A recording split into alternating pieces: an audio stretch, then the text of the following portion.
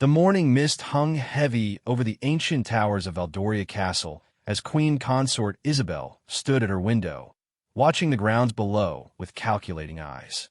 3 years had passed since she married King Edmund after the death of his beloved first wife, Queen Victoria. 3 long years of carefully building her influence, while the memory of the previous queen still haunted every corridor of the palace. Isabel adjusted the emerald necklace at her throat, a gift from Edmund that had once belonged to his grandmother. She had learned early in her marriage that symbols of power mattered in this ancient kingdom.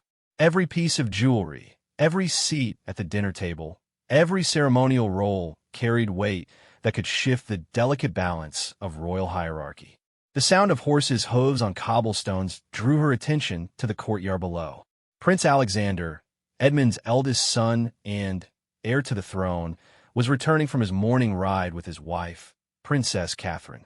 Even from this distance, Isabel could see the easy affection between the couple as Alexander helped Catherine dismount from her horse. Their laughter carried on the morning air, a sound that made Isabel's jaw tighten almost imperceptibly. Catherine had been everything Isabel was not when she arrived at court. Young, naturally beautiful, and carrying herself with the effortless grace that came from noble birth rather than careful cultivation. The people loved her instantly, just as they had loved Queen Victoria. The comparison was unavoidable and, for Isabel, deeply threatening. Over the past months, Isabel had watched as Catherine's confidence grew.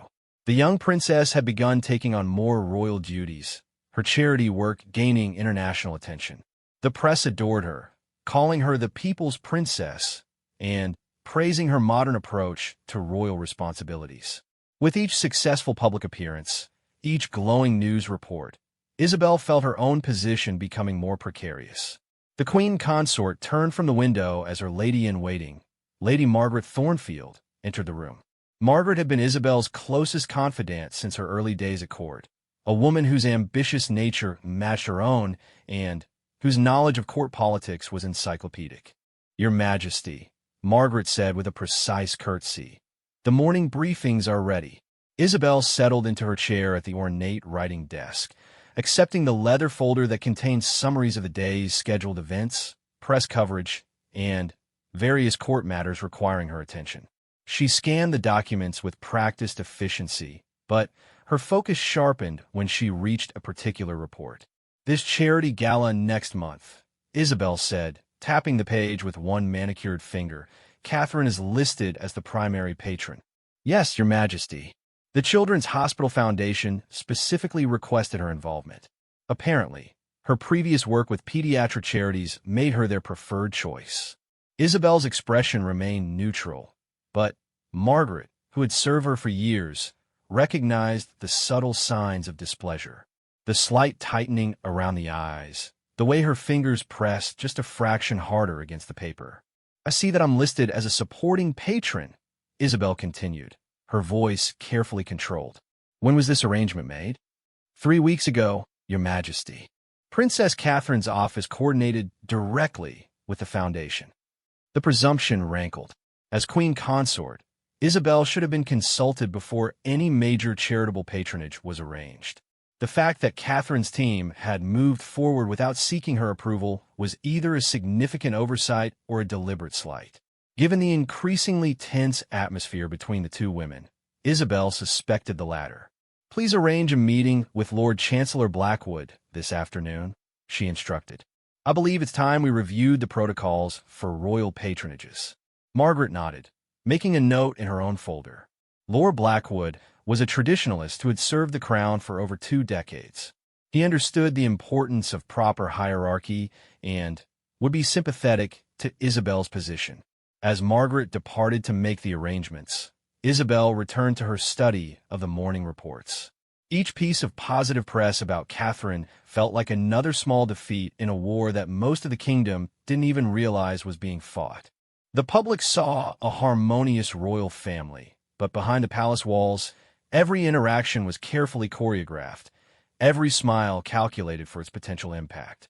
The truth was that Isabel had never intended for things to reach this point. When she married King Edmund, She had hoped to find her place within the existing royal structure.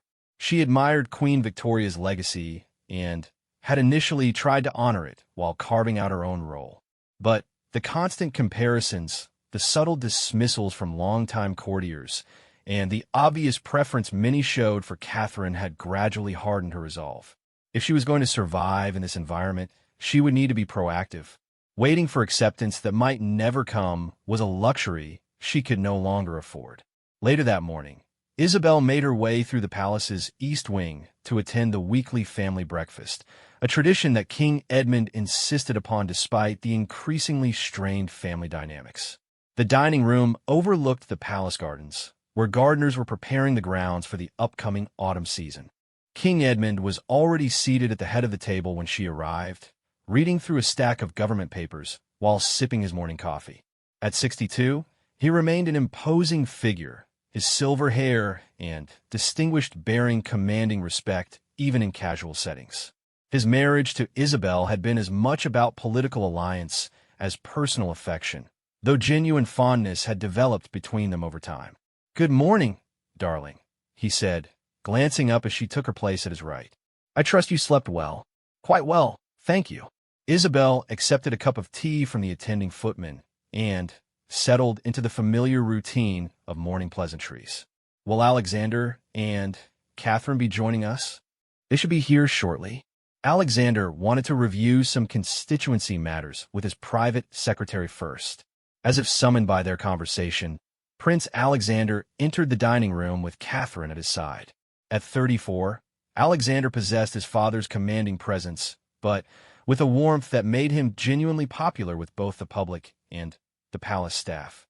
His military background showed in his bearing, while his Cambridge education had given him the diplomatic skills necessary for modern royal duties.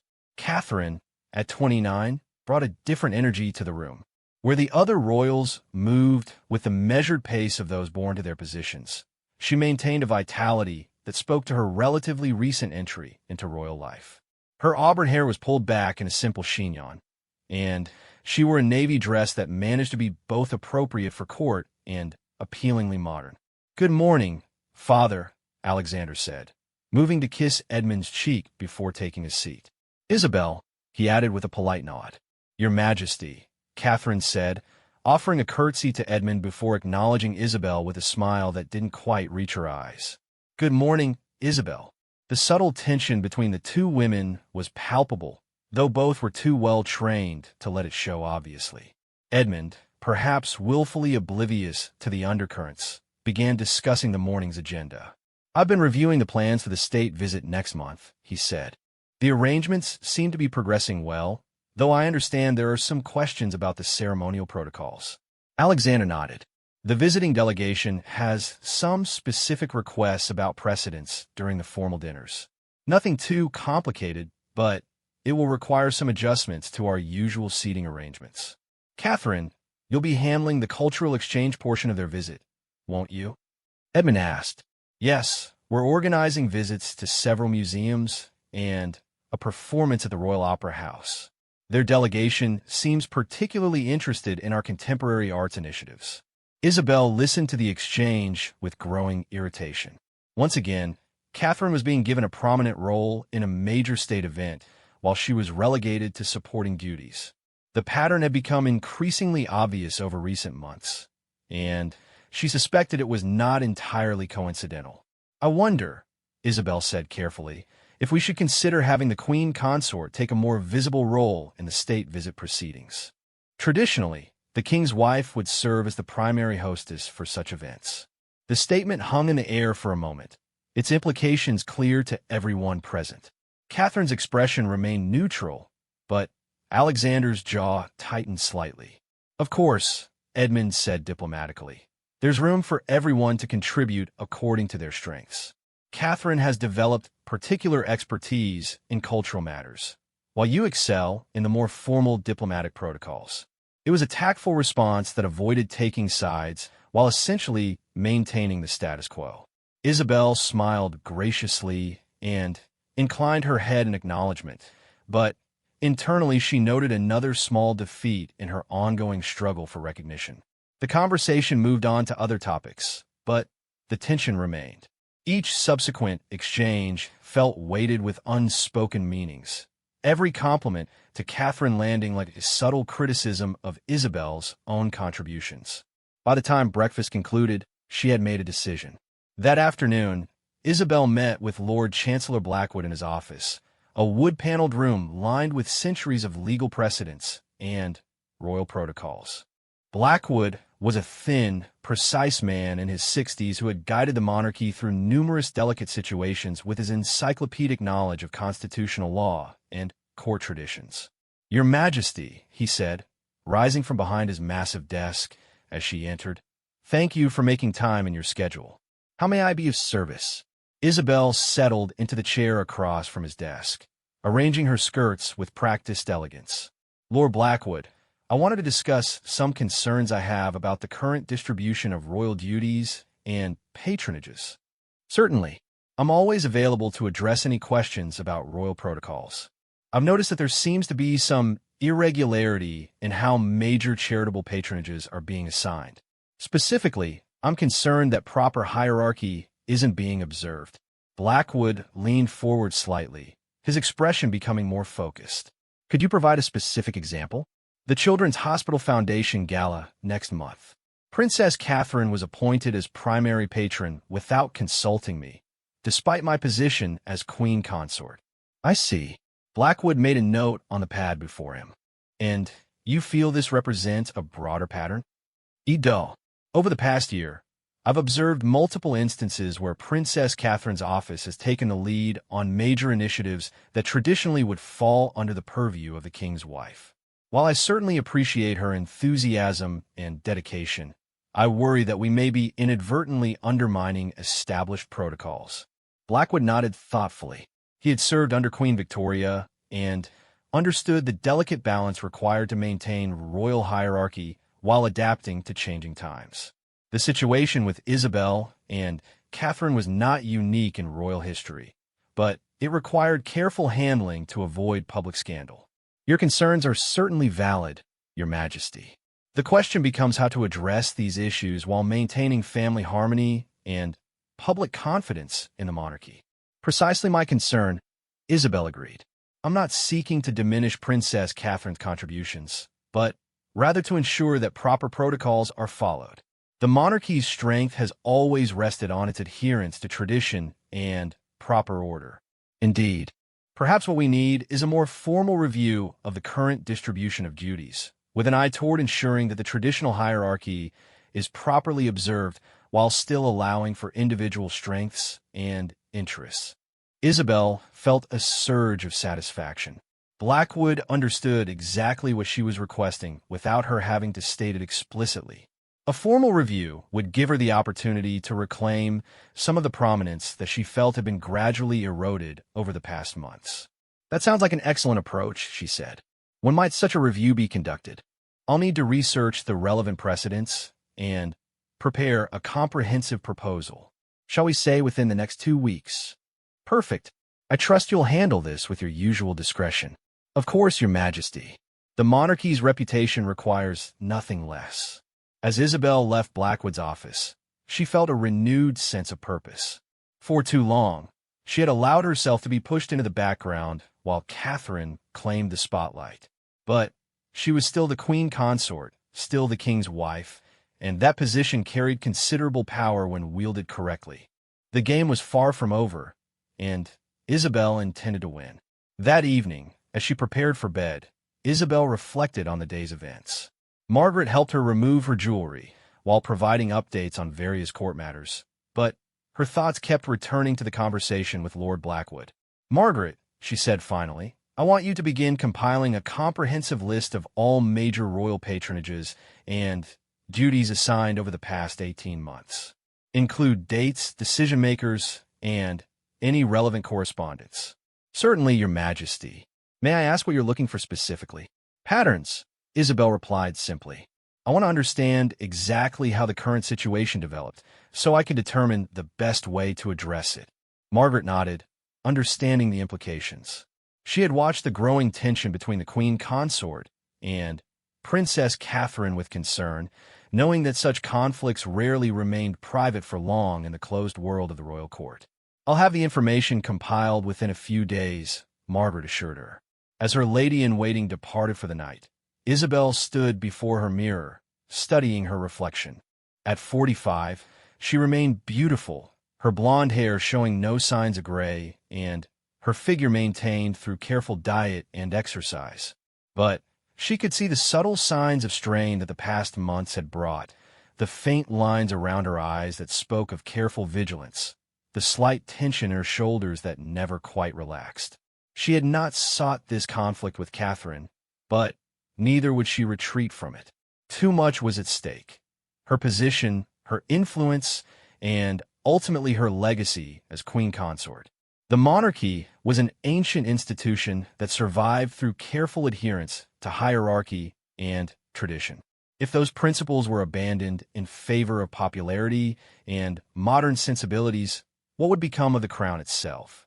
Tomorrow would bring new challenges, new opportunities to assert her rightful place. But tonight, Isabel allowed herself a moment of quiet determination. She was not merely King Edmund's second wife or a placeholder until the next generation took power. She was the queen consort of Valdoria, and it was time everyone remembered exactly what that meant. The next morning brought news that would accelerate the conflict beyond anything Isabel had anticipated. Margaret arrived with the morning briefings earlier than usual, her expression grave. "Your Majesty, there's been a development overnight that requires your immediate attention." Isabel set down her teacup and accepted the folder Margaret extended. The top document was a press release from Princess Catherine's office, announcing her appointment as patron of the International Children's Rights Foundation, one of the most prestigious charitable organizations in the kingdom. "When was this announced?" Isabel asked, her voice carefully controlled. "The press release went out at 6 this morning. The appointment was apparently finalized yesterday evening." Isabel felt a cold fury begin to build. The International Children's Rights Foundation had been one of Queen Victoria's most cherished patronages, a role that had remained vacant since her death as a mark of respect. For Catherine to claim this particular position without consultation felt like a deliberate provocation. "Has His Majesty been informed?" "Not yet, Your Majesty. You're receiving this information first." Isabel stood and moved to her window, looking out at the grounds where groundskeepers were beginning their daily maintenance. The peaceful scene belied the storm that was about to break within the palace walls. "Margaret, please arrange an immediate meeting with Lord Blackwood. Then, send word to His Majesty that I require a private audience at his earliest convenience." "Yes, Your Majesty." As Margaret hurried to carry out her instructions, Isabel remained at the window, her mind racing through the implications of Catherine's latest move. Whether intentional or not, the princess had just escalated their quiet conflict into something that could no longer be ignored or diplomatically managed. The gloves, it seemed, were finally coming off. Prince Alexander sat in his private study, the morning light filtering through tall windows as he reviewed the newspaper clippings spread across his mahogany desk. Each headline told the same story from a different angle. Princess Catherine takes on mother-in-law's legacy, new royal patron honors Queen Victoria's memory, the people's princess steps into history. The coverage of Catherine's appointment to the International Children's Rights Foundation had been overwhelmingly positive, but Alexander could read between the lines. Several articles mentioned the sensitive nature of the appointment and palace sources expressing surprise at the timing. He knew enough about court politics to recognize a coordinated response when he saw one. A soft knock interrupted his thoughts. His private secretary, James Whitmore, entered with his usual precise bearing. James had served the royal family for over 15 years and possessed an invaluable understanding of both protocol and the subtle currents of palace intrigue. "Your Royal Highness," James said, placing a fresh folder on the desk, "I've compiled the information you requested about the recent patronage assignments." Alexander opened the folder, revealing a comprehensive analysis of royal charitable appointments over the past 2 years. The pattern that emerged was troubling. Gradually, systematically, many of Catherine's initiatives were being questioned or redirected through channels that hadn't existed during his mother's lifetime. "James," in your experience, is this level of oversight typical? James chose his words carefully. In my time serving the royal household, I've observed that patronage assignments typically flow more organically, Your Highness. The current level of formal review is unusual. And Lord Blackwood's involvement? The Lord Chancellor's office has traditionally focused on constitutional matters rather than charitable patronages. His recent interest in this area is unprecedented. Alexander leaned back in his chair, processing the implications. His stepmother was making her move, and she was doing it through official channels that would be difficult to challenge without appearing to undermine royal protocol itself. The irony wasn't lost on him. Isabel was using the very tradition and hierarchy she claimed to protect as weapons against Catherine, who represented everything the modern monarchy was supposed to embody: accessibility, genuine compassion, and connection with ordinary citizens. James, I want you to arrange a private meeting with Catherine's chief of staff. I think it's time we coordinated our responses more carefully. Certainly, sir. Shall I also reach out to any of the other senior households? Alexander considered this. His younger sister, Princess Sophie, maintained a deliberately low profile, focusing on her artistic pursuits rather than royal duties. His youngest brother, Prince Michael, was still at university and largely removed from court politics. Neither would be much help in the current situation. Not yet, he decided. Let's keep this contained for now. After James departed, Alexander stood and moved to the portrait gallery that lined one wall of his study. Among the paintings of various royal ancestors hung a more recent addition, a formal portrait of his mother, Queen Victoria, painted just months before her death. Her serene expression and gentle eyes had been captured perfectly by the artist, but what struck Alexander most was the quiet strength evident in her posture. His mother had navigated numerous political and personal challenges during her reign, always with grace and dignity. She had modernized many royal traditions while maintaining the essential dignity of the crown. Now, watching the current conflict unfold, Alexander wondered what advice she would have given. The queen had genuinely liked Catherine from their first meeting. She had seen in her daughter-in-law the same combination of warmth and determination that had made her own reign successful. Victoria had been deliberately grooming Catherine to take on greater responsibilities, knowing that the future of the monarchy would depend on its ability to remain relevant to changing times. Isabel's approach represented a fundamental challenge to that vision. Her emphasis on traditional hierarchy and formal protocol wasn't necessarily wrong, but it risked turning the monarchy into an irrelevant relic rather than a living institution. Alexander's contemplation was interrupted by another knock. This time it was Catherine herself, her usual composed demeanor showing signs of strain. "I'm sorry to disturb you," she said, "but I thought you should know that I've been summoned to meet with Lord Blackwood this afternoon." "About the Children's Rights Foundation?" Catherine nodded, settling into the chair across from his desk. "Apparently there are questions about the appointment process that need to be clarified." Alexander felt his anger building. The appointment had been completely proper, following all established protocols. Catherine's office had worked with the foundation for months to arrange the transition, ensuring that Queen Victoria's legacy would be honored while allowing the organization to move forward with its important work. What exactly is Blackwood claiming was irregular? The official reason is that there should have been a formal review period before any appointments to Queen Victoria's former patronages. But Alexander, Catherine paused, choosing her words carefully. "I think we both know this isn't really about protocol." "No, it isn't." Alexander stood and began pacing, a habit he developed when dealing with particularly frustrating situations. "Isabel is making a power play, and she's using Blackwood as her weapon of choice." Catherine watched her husband's agitation with concern. In their 5 years of marriage, she had rarely seen him this genuinely angry. Alexander typically approached problems with the diplomatic skills that made him an effective heir to the throne, but this situation seemed to be pushing him beyond his usual measured responses. "What do you think we should do?" she asked. "Fight back," Alexander said immediately, then stopped pacing to look at her directly. "But carefully. If we respond too aggressively, We risk looking like we're the ones causing the disruption. And if we don't respond strongly enough, then Isabel continues to chip away at your position until there's nothing left of the role my mother envisioned for you. It was a stark assessment, but Catherine appreciated her husband's honesty. She had felt the gradual pressure building over recent months, but had hoped that patience and diplomacy would eventually resolve the tensions. Now it seemed clear that a more direct approach was necessary.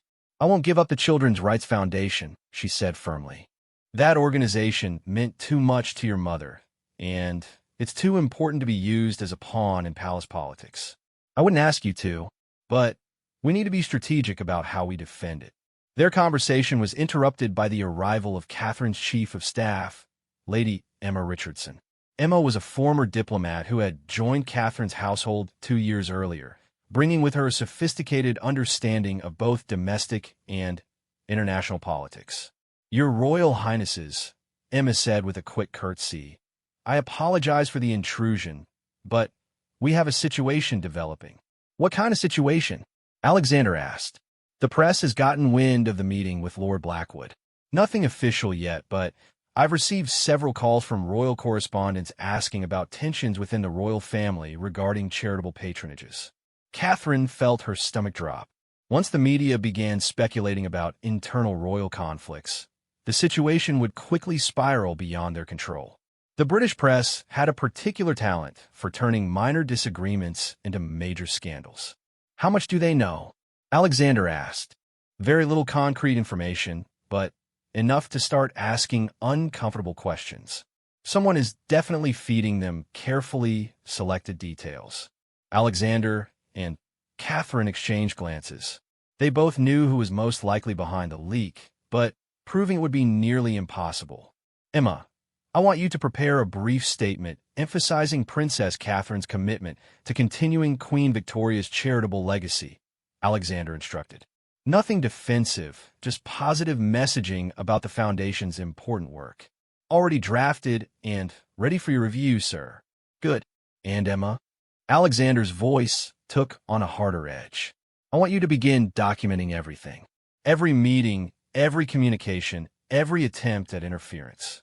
If this situation escalates further, we'll need a complete record." After Emma departed, Catherine and Alexander sat in contemplative silence for several moments. The weight of their situation was becoming clear. They were engaged in a conflict that could potentially damage the monarchy itself if it wasn't handled carefully. "Alexander," Catherine said finally, "I need to ask you something, and I want complete honesty." "Always. Do you think I've overstepped? Have I been too aggressive in taking on new roles?" Alexander moved to sit beside her, taking her hand in his. "Catherine, you've done exactly what a future queen consort should do. You've connected with people, championed important causes, and brought genuine warmth to the monarchy. If anyone has overstepped, it's not you." The reassurance meant more to Catherine than he could know. Over the past months, the constant scrutiny and subtle criticism had begun to make her question her own judgment. Having Alexander's unequivocal support was both comforting and strengthening. "Then, we fight for what's right," she said. "Together," Alexander confirmed. That afternoon, Catherine made her way to Lord Blackwood's office with Emma at her side. The formal summons had been diplomatically worded, but its message was clear. Her actions were under review by the highest levels of the royal administration. Blackwood received her with his usual formal courtesy, but Catherine could sense the underlying tension in the room. This was not a friendly consultation, but rather an interrogation disguised as a protocol discussion. "Your Royal Highness," Blackwood began after the preliminary courtesies, "thank you for making time in your schedule. I wanted to discuss the recent appointment to the International Children's Rights Foundation." "Of course. I'm happy to provide any clarification needed. The concern, you understand, relates to the proper procedures for appointments to Queen Victoria's former patronages. There's a question of whether adequate consultation was conducted before the announcement." Catherine had prepared for this line of questioning with Emma's help. "Lord Blackwood, I can assure you that all established protocols were followed. My office worked closely with the Foundation for several months to ensure a smooth transition. We also consulted with the Lord Chamberlain's office regarding the appropriate timing and announcement procedures. Yes, I have those records here, Blackwood said, shuffling through a stack of papers. However, there's some question about whether the Queen Consort's office was adequately consulted in this process. And there was. The real purpose of this meeting wasn't to review protocols, but to establish grounds for challenging Catherine's appointment based on Isabel's objections. The Queen Consort's office was notified of the appointment through the standard channels, Catherine replied carefully. If there are specific concerns about the notification process, I'm certainly willing to discuss improvements for future appointments. The issue, Your Royal Highness, is somewhat more complex than simple notification. Given the Queen Consort's position as the senior female member of the royal family, there's an argument that she should have been consulted before such a significant appointment was finalized. Catherine felt her temper beginning to rise, but kept her expression neutral. Lord Blackwood, with respect, the International Children's Rights Foundation specifically requested my involvement based on my previous work in this area. They felt that my background and established relationships would best serve their mission moving forward. I understand their preference, but we must also consider the broader implications for royal hierarchy and protocol. The conversation continued in this vein for another 20 minutes, with Blackwood raising increasingly technical objections while Catherine and Emma provided detailed responses. It became clear that no amount of justification would satisfy the Lord Chancellor, whose mind appeared to be already made up. As they left Blackwood's office, Emma waited until they were well away from any potential listeners before speaking. Your Royal Highness, that was a setup from beginning to end. I know, Catherine replied grimly. The question is what happens next. They didn't have to wait long for an answer. Within hours of their meeting, Catherine received word that Lord Blackwood would be conducting a formal review of all recent patronage appointments, with particular attention to proper consultation procedures. That evening, the royal family gathered for their traditional weekly dinner, but the usual attempt at normalcy was strained beyond recognition. King Edmund seemed oblivious to the undercurrents, discussing various state matters while Isabel maintained her composed exterior. Catherine and Alexander participated in the conversation with professional courtesy, but the emotional distance between the two women was palpable. It was Prince Michael who, with the innocent directness of youth, finally broached the subject everyone was avoiding. I saw something in the papers today about Catherine and some foundation, he said during a lull in conversation. The reporter was asking questions about family disagreements. What's that all about? The silence that followed was deafening. King Edmund looked confused. Isabel's expression remained carefully neutral, and Catherine felt heat rise in her cheeks. It's nothing serious, Michael, Alexander said finally. Just some confusion about appointment procedures that Lord Blackwood is helping to clarify. But the article made it sound like people were fighting about it. Out of the mouths of babes, Catherine thought. Michael had inadvertently highlighted the central problem. What should have been a private administrative matter was becoming a public spectacle. The press sometimes exaggerates minor issues, King Edmund said diplomatically.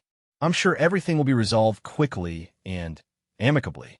But, as the dinner continued, Catherine noticed Isabel's satisfied expression whenever the conversation touched on the foundation controversy. The Queen Consort was winning the first round of their conflict, and she knew it. Later that night, as Catherine prepared for bed, she reflected on how dramatically her life had changed in just a few days. A week ago, her biggest concern had been coordinating the details of an upcoming state visit. Now she was fighting for her role within the royal family itself. Alexander found her sitting at her dressing table, staring at her reflection without really seeing it. "Penny for your thoughts?" he said, settling into the chair beside her. "I'm wondering if this is what your mother went through when she married your father." Alexander considered this. In some ways, yes. But Mother had the advantage of being the heir's chosen bride from the beginning. Her position was never really in question, even when she faced criticism. And I'm the spare's wife who's gotten too big for her britches? No, Alexander said firmly. You're the future queen consort who's threatening someone who thought she had more time to establish her own legacy. Catherine turned to face him fully. Alexander, I need to know that you're prepared for this to get worse before it gets better. Because I don't think Isabel is going to be satisfied with just questioning my patronage appointments. What do you mean? I think she's going to try to systematically undermine everything I've built over the past 5 years. And that means this conflict is going to become very public, very quickly. Alexander was quiet for a long moment, processing the implications of her words. When he spoke again, his voice carried a resolve that Catherine had rarely heard from him. Then, we'll have to be ready for a very public fight. Because I'm not going to let anyone, including my stepmother, destroy what we've worked so hard to build. As they prepared for sleep, both Catherine and Alexander understood that they had crossed a point of no return. The next phase of their conflict with Isabel would determine not just their own roles within the monarchy, but the very direction of the royal family's future. The stakes, they realized, could not be higher.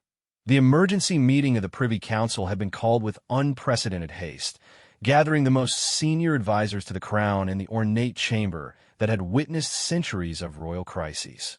King Edmund sat at the head of the polished oak table, his expression grave as he surveyed the assembled faces. Lord Blackwood, the Lord Chamberlain, the private secretary, and several other key figures who formed the inner circle of royal administration. The crisis had erupted 3 days earlier when a leaked document from Lord Blackwood's review had appeared in the morning edition of the Herald, one of the kingdom's most influential newspapers. The headline read, "Royal Family in Turmoil. Palace sources revealed deep divisions over charity roles." The article detailed alleged tensions between the Queen Consort and Princess Catherine, complete with quotes from unnamed palace insiders describing the situation as unprecedented and deeply concerning. The damage had been swift and severe. International media had picked up the story, royal correspondents were camping outside palace gates, and the palace switchboard was overwhelmed with requests for comment. Most damaging of all, several major charitable organizations had quietly begun expressing concerns about their royal patronages, worried about being drawn into what the press was now calling the royal war. "Gentlemen," King Edmund began, his voice carrying the weight of someone who had never expected to deal with such a crisis, "we find ourselves facing a situation that threatens the very stability of the monarchy. I need to understand exactly how we reach this point and what our options are moving forward." Lord Blackwood shifted uncomfortably in his seat. The leak had clearly come from his office, though proving its source would be nearly impossible. "Your Majesty, I want to assure you that my review was conducted with the utmost discretion. How confidential information found its way to the press is a matter I am investigating personally." The private secretary, Sir Geoffrey Hartwell, leaned forward. "Your Majesty, regardless of the source of the leak, we must now deal with its consequences. The international press is portraying this as evidence that the monarchy is unstable and divided. Our partners in various diplomatic initiatives are asking questions." "And the charitable sector?" Edmund asked. "Several organizations have privately expressed concern about the reputational risks of association with royal patronages during this period of uncertainty," the Lord Chamberlain replied. "Nothing official yet, but the potential for withdrawals is real." Edmund felt the weight of the crown more heavily than he had since his wife's death. Victoria had possessed an intuitive understanding of how to navigate complex personal and political situations. Without her guidance, he felt adrift in waters that seemed to grow more treacherous by the hour. "What are our immediate priorities?" he asked. "First, we need to present a united front," Sir Geoffrey advised. "Any public appearance by senior royals must demonstrate family harmony. Second, we need to find a way to resolve the underlying issues that created this situation. And third, we need to manage the media narrative to minimize long-term damage." "And how do you suggest we accomplish these objectives when the underlying conflict appears to be very real?" The question hung in the air, highlighting the impossible position the monarchy found itself in. The conflict between Isabel and Catherine wasn't merely a matter of protocol or procedure. It represented fundamentally different visions for the future of the royal family. Meanwhile, in another part of the palace, Alexander was conducting his own crisis meeting with his most trusted advisors. The leaked document had contained several passages that suggested his wife was being deliberately undermined by palace officials acting at the direction of the Queen Consort. "The gloves are completely off now," James Whitmore observed as he reviewed the morning's press coverage. "This has moved far beyond private disagreements." Alexander stood by the window overlooking the palace gardens, watching tourists and journalists gathered at the gates. The scene reminded him uncomfortably of the aftermath of his mother's death, when the palace had been besieged by media attention and public scrutiny. "James, I want you to arrange a private meeting with my father. Not through official channels, just you calling his private secretary directly. We need to talk without any interference from other parties." "Certainly, sir." "And Princess Catherine? She's meeting with her legal advisor. If this situation continues to escalate, we may need to consider more formal protections for her position and reputation." The mention of legal advisors highlighted how far the situation had deteriorated. Royal family disputes were traditionally handled through private negotiation and careful diplomacy. The involvement of lawyers suggested that the normal mechanisms of royal conflict resolution had broken down completely. Lady Emma Richardson entered the room with a grim expression. "Your Royal Highness, I'm afraid I have more concerning news. 3 major charities have quietly postponed events that were supposed to feature Princess Catherine. Nothing official, but their offices are citing scheduling conflicts and ongoing reviews." Alexander felt his anger rising. "They're being pressured." "Almost certainly, sir. The message is getting out that association with Princess Catherine might be complicated." The systematic nature of the campaign against Catherine was becoming clear. This wasn't simply about the Children's Rights Foundation appointment. It was a comprehensive effort to isolate her from her support networks and undermine her ability to fulfill her royal duties. "Emma, I want you to document every cancellation, every postponement, every sudden change in organizational behavior. If we're going to fight this, we need evidence of what's really happening." As Alexander's team worked to document the scope of the campaign against his wife, Catherine herself was dealing with more immediate concerns. The constant media attention had made simple activities like visiting her favorite charity projects nearly impossible. Photographers followed her everywhere, hoping to capture signs of stress or conflict that could support the narrative of royal family discord. More troubling was the growing sense of isolation within the palace itself. Staff members who had previously been warm and supportive now seemed cautious in their interactions, as if they were uncertain which side of the conflict they should support. Catherine found herself questioning the loyalty of people she had considered friends and allies. Her meeting with the legal advisor had been both enlightening and disturbing. The advisor had explained that her position within the royal family offered certain protections, but also significant vulnerabilities.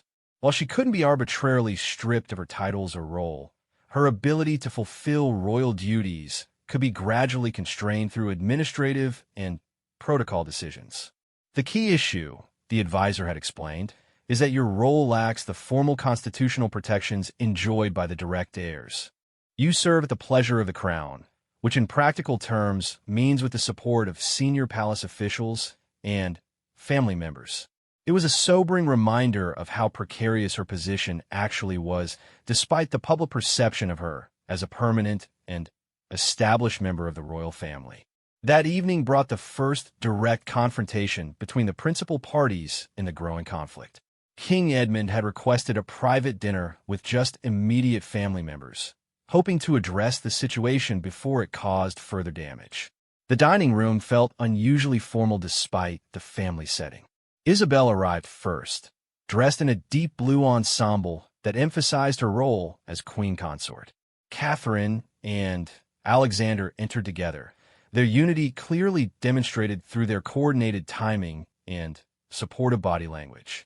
Edmund attempted to maintain normal conversation during the early courses, discussing neutral topics like upcoming state visits and charitable events.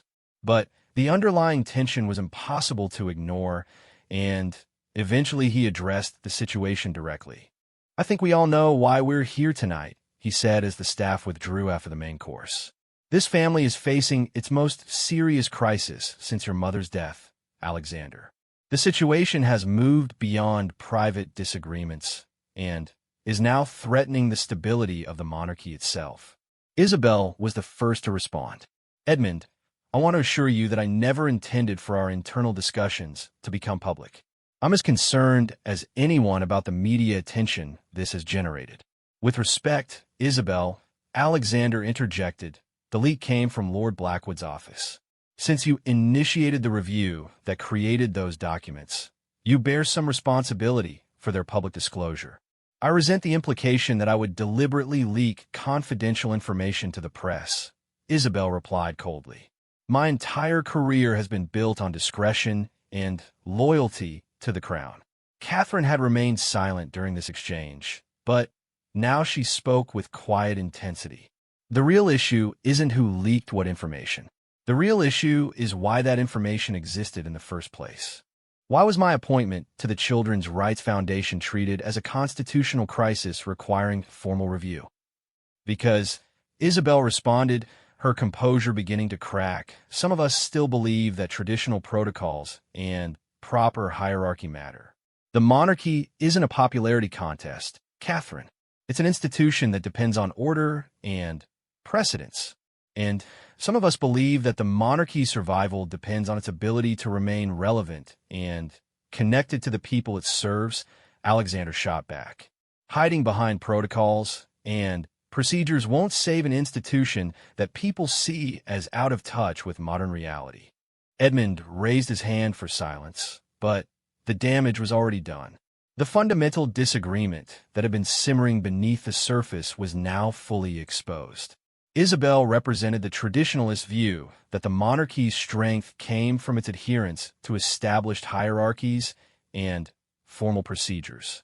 Catherine and Alexander embodied the modernist perspective that the crown's future lay in its ability to adapt and connect with contemporary society.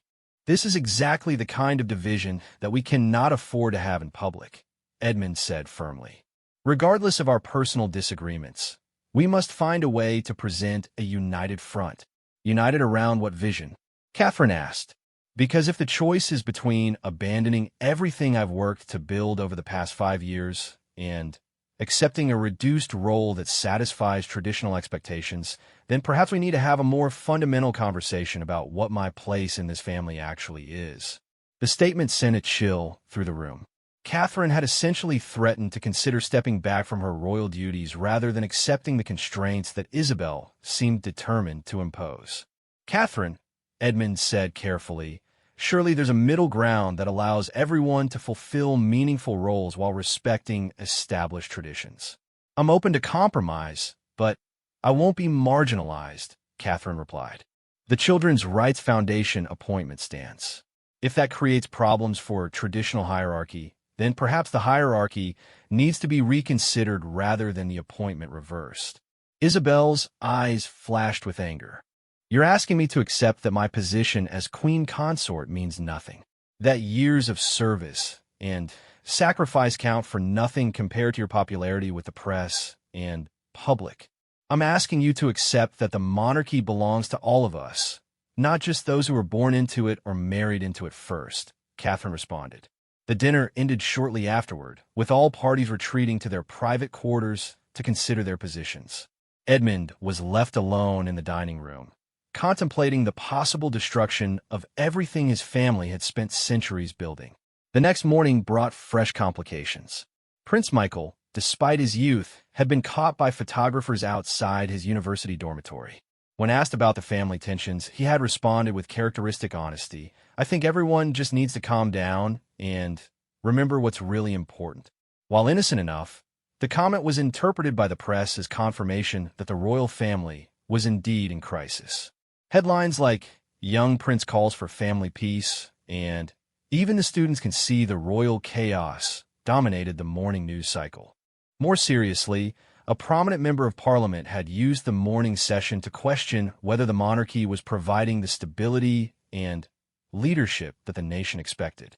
While stopping short of calling for Republican reforms, the MP had suggested that the royal family needed to resolve its internal disputes before they undermined public confidence in our constitutional arrangements.